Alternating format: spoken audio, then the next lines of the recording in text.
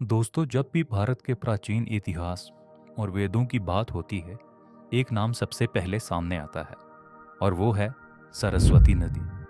अब सोचिए, एक नदी जिसका जिक्र दुनिया के सबसे पुराने ग्रंथ ऋग्वेद में दर्जनों बार किया गया हो, क्या वो महज एक कल्पना हो सकती है? बिल्कुल नहीं। ऋग्वेद, जो करीब 5000 साल पुराना है, उसमें सरस्वती का नाम 72 बार आता है। सोचिए, इतनी बार किसी नदी का नाम यूं ही थोड़ी लिखा जाता। इसमें सरस्वती को कहा गया है नदीतमाम, यानी सभी नदियों में सबसे श्रेष्ठ।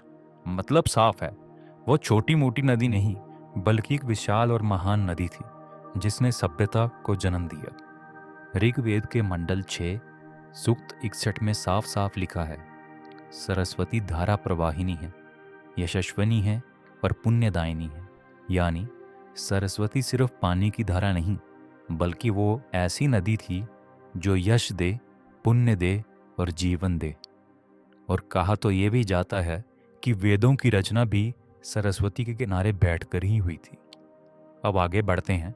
सिर्फ ऋग्वेद ही नहीं, यजुर्वेद और सामवेद में भी सरस्वती का बखान है। लेकिन यहाँ एक और बड़ी बात जुड़ जाती है। वहाँ सरस्वती सिर्फ नदी नहीं है, वो बन जाती है ज्ञान, वाणी और विद्या की देवी। मतलब सरस्वती वो है जिससे जीवन भी चलता है और बुद्धि भी। उसके बिना ना ज्ञान है, ना विद्या है और ना ही कोई संस्कृति। अब आते हैं महाभारत पर। महाभारत में सरस्वती का जिक्र बेहद खास है। उसे कहा गया है पाप नाशिनी, यानी जो सारे पाप धो दे। वहाँ बताया गया है कि सरस्वती कुरुक्षेत्र से बहती थी और सीधा समुद्र में समा जाती थी। सोचिए, महाभारत जैसा ग्रंथ जहाँ धर्म, कर्म और युद्ध की बातें होती हैं, वहाँ भी सरस्वती की इतनी महिमा गाई गई है। इतना ही नहीं दोस्तों, विष्णु पुराण और भागवत पुराण में भी सरस्वती का जिक्र मिलता है। वहाँ साफ लिखा है कि सरस्वती हिमालय से निकलती थी और फिर लंबा सफर तय करके अरब सागर में मिल जाती थी। इस नदी के किनारे ऋषि मुनियों के आश्रम थे, यज्ञ होते थे, तपस्या होती थी। यानी सरस्वती सिर्फ जल की धारा नहीं थी, वो थी संस्कृति की धारा, आस्था की धारा और जीवन की धारा। और जब इतने सारे ग्रंथ एक ही बात दोहराते हैं, तो सवाल ही नहीं उठता कि सरस्वती कोई कल्पना थी। वो थी एक जीवनदायिनी नदी जिसने भारत की सभ्यता, संस्कृति और संस्कारों को सींचा।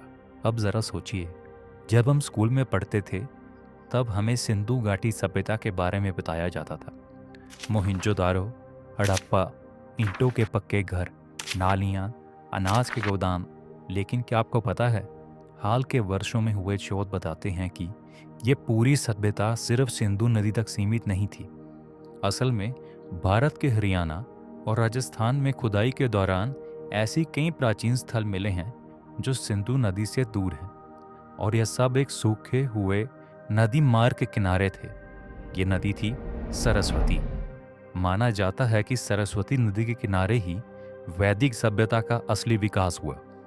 चलिए आपको कुछ बड़े प्रमाण बताते हैं।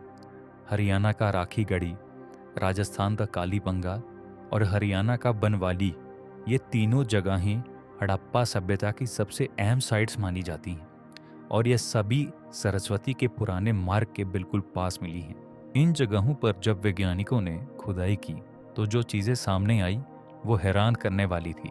5000 साल पुरानी ईंटों से बने शानदार घर, पक्की और सुनियोजित नालियाँ, पानी के कुएं और अन्न भंडार के बड़े बड़े गोदाम। अब सोचिए, इतनी अनंत और व्यवस्थित सभ्यता क्या बिना पानी के बन सकती है? बिल्कुल नहीं। यह साफ इशारा करता है कि वहाँ एक विशाल और जीवनदायिनी नदी बहती थी, और वो थी सरस्वती।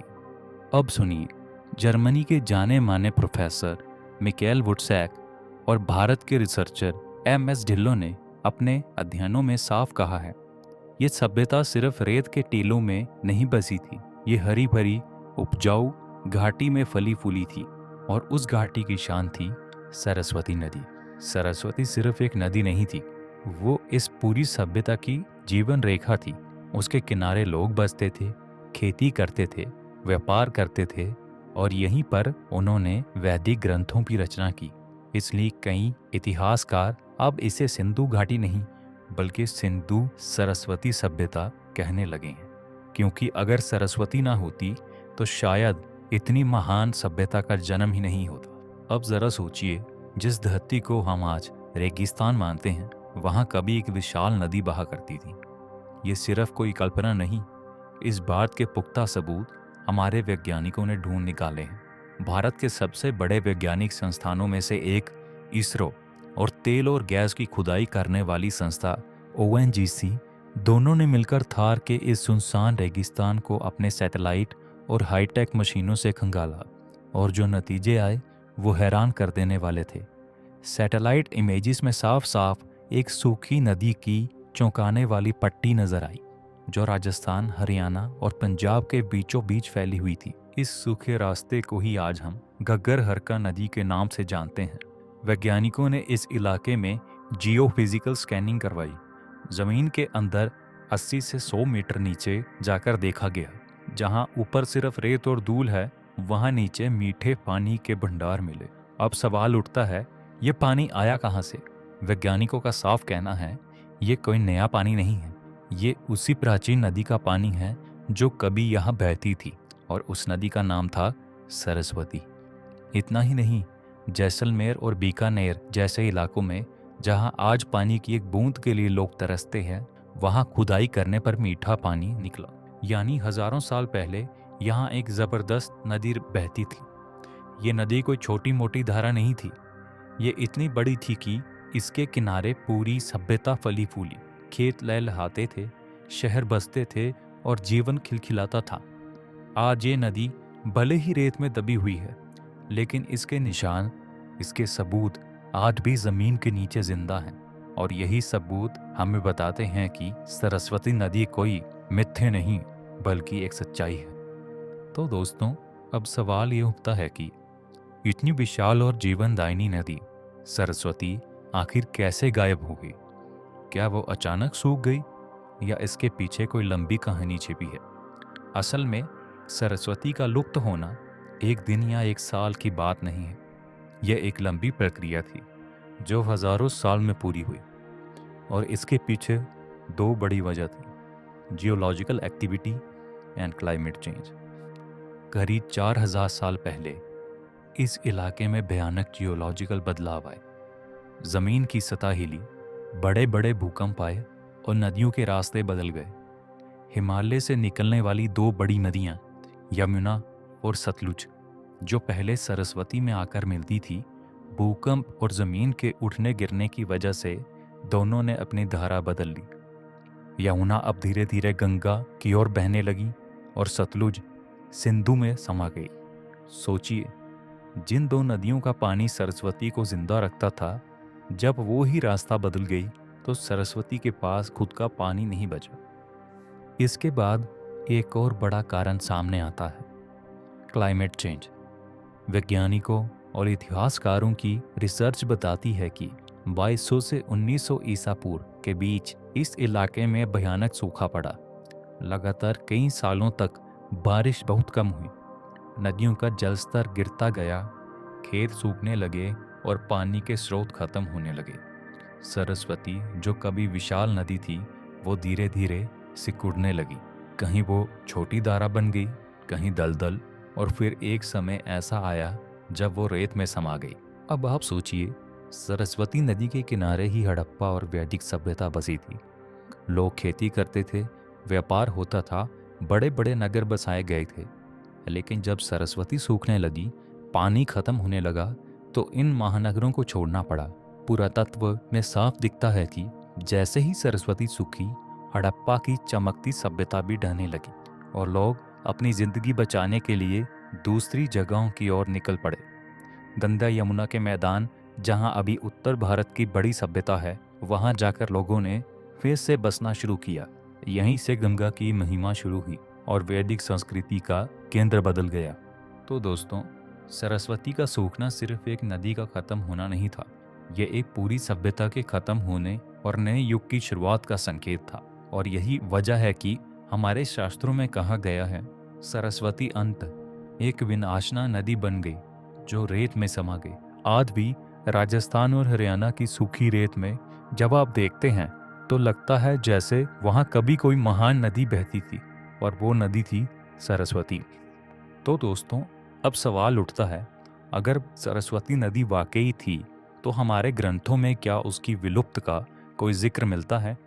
तो इसका जवाब है हाँ, बहुत साफ और सीधा उल्लेख मिलता है, और वो भी हमारे सबसे बड़े महाकाव्य महाभारत में। महाभारत में सरस्वती नदी के बहाव का वर्णन करते हुए कहा गया है कि यह नदी धीरे धीरे विनाशना बन गई। विनाशना यानी ऐसा स्थान जहां कोई नदी आकर खत्म हो जाती है, रेत में समा जाती है। ये वही सरस्वती थी जो कभी वेदों में नदीतमाम कही गई थी, और वही नदी धीरे धीरे सूखने लगी। महाभारत के अनुसार सरस्वती नदी ने मार्ग बदल दिए, उसका प्रवाह कम होता गया और अंत में वह रेत में लुप्त हो गई। सरस्वती का ये विनाशना स्थान आज भी हरियाणा के फतेहाबाद जिले में मौजूद है।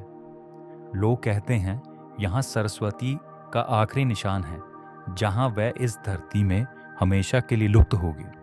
अब सोचिए, हजारों साल पहले लिखी गई महाभारत में अगर ये बात दर्ज है, तो इसका मतलब साफ है कि सरस्वती नदी का सूखना कोई कल्पना नहीं, बल्कि एक ऐतिहासिक सत्य था, जिसे उस दौर के लोगों ने अपनी आंखों से देखा और लिखा। मनुस्मृति में भी सरस्वती का यही हाल बताया गया है। यहाँ कहा गया कि समय के साथ ये नदी अंतर्ध्यान हो गई, मतलब नदी का जल तो धीरे धीरे रेत में समा गया, लेकिन उसका अस्तित्व हमारी सभ्यता और हमारी संस्कृति में हमेशा के लिए दर्ज हो गया। इतना ही नहीं, पुराणों में भी लिखा गया है कि सरस्वती का जल बहते बहते अंत में सूख गया और वह अदृश्य हो गई। ये कोई आम बात नहीं है दोस्तों। एक नदी का इस तरह गायब हो जाना, हमारे शास्त्रों में दर्ज होना, ये बताता है कि सरस्वती नदी का अस्तित्व एक ऐतिहासिक हकीकत थी, जिसे हमारे पूर्वजों ने खुद अपनी आंखों से मिटते हुए देखा, और आज हजारों सालों के बाद भी हम उस लुप्त नदी के निशान तलाश रहे हैं। दोस्तों, सरस्वती नदी सिर्फ किताबों और शास्त्रों में नहीं, आज के ज़माने में भी चर्चा का विषय बनी हुई है। सरकार और कई वैज्ञानिक संस्थाएं इस बात की पुष्टि में जुटी हैं कि सरस्वती कोई कल्पना नहीं, बल्कि वो एक हकीकत थी, और उसे फिर से दुनिया के सामने लाया जा सकता है। हरियाणा सरकार ने इस दिशा में एक बहुत बड़ा कदम उठाया है, सरस्वती पुनर्द्वार परियोजना। इस प्रोजेक्ट का मकसद है सरस्वती नदी के उस पुराने मार्ग को खोजना और ज़रूरत पड़े तो उसे फिर से बहाने की कोशिश करना। इसके लिए कुरुक्षेत्र, सिरसा, यमुनानगर, कैथल और अंबाला जैसे जिलों में बड़े पैमाने पर खुदाई शुरू हुई। वैज्ञानिकों और जियोलॉजिकल इंजीनियरों ने वहां खुदाई करवाई, मशीनें लगाई गई और ज़मीन के अंदर 20 से 25 फीट तक खुदाई की गई। सरकार ने इस काम को और आगे बढ़ाने के लिए सरस्वती धरोहर विकास बोर्ड बनाया है। ये बोर्ड न सिर्फ नदी के पुराने मार्ग को खोज रहा है, बल्कि वहां मौजूद उन वैदिक तीर्थ स्थलों, प्राचीन घाटों और सभ्यता के निशानों की पहचान कर रहा है जो कभी सरस्वती के किनारे बसे थे। उदाहरण के लिए कुरुक्षेत्र के पास खुदाई में कई ऐसे स्थल मिले जिनका जिक्र वेदों और पुराणों में है। खुदाई के दौरान पुराने घाट, मंदिरों के अवशेष और हवन कुंड जैसी संरचनाएं भी मिली। सरकार का दावा है कि आने वाले समय में यह प्रोजेक्ट भारत के इतिहास में एक नया अध्याय लिखेगा, और हम सब अपनी आंखों से देख पाएंगे कि सरस्वती नदी सिर्फ हमारी आस्था नहीं, बल्कि धरती के सीने में भी बसी हुई है। वो सिर्फ पानी की धारा नहीं थी, वो एक सभ्यता का केंद्र थी, एक संस्कृति का पालना थी, जिसने हजारों साल पहले इस धरती पर जीवन की कहानी लिखी थी। लेकिन वक्त बदला, प्रकृति ने करवट ली और धीरे धीरे वह नदी रेत में गुम हो गई। आज भले ही हम उसकी धाराओं को अपनी आंखों से ना देख पाएं, लेकिन अगर आप सुन सकें तो इतिहास की हवाओं में आज भी उसकी सरगम गूंजती है। उसकी धारा आज भी हमारे ग्रंथों में, हमारी संस्कृति में और हमारे खून में बह रही है। सरस्वती कोई कल्पना नहीं, वो भारत की पहचान है, हमारी विरासत है, और आने वाली पीढ़ियों को ये जानना बहुत ज़रूरी है कि भारत की जड़ कितनी गहरी है और उनमें सरस्वती की मिट्टी मिली हुई है। तो दोस्तों, अब बारी आपकी है। क्या आपको लगता है कि सरस्वती नदी फिर से जिंदा हो सकती है? क्या इस नदी का पुनर्जन्म हमारे इतिहास को एक नया मोड़ दे सकता है? आपकी राय हमारे कमेंट सेक्शन में ज़रूर बताइए। आपकी हर एक टिप्पणी हमारे लिए बेहद अहम है। और अगर आपको इस वीडियो में जानकारी अच्छी लगी हो तो इसे लाइक करना ना भूलिए।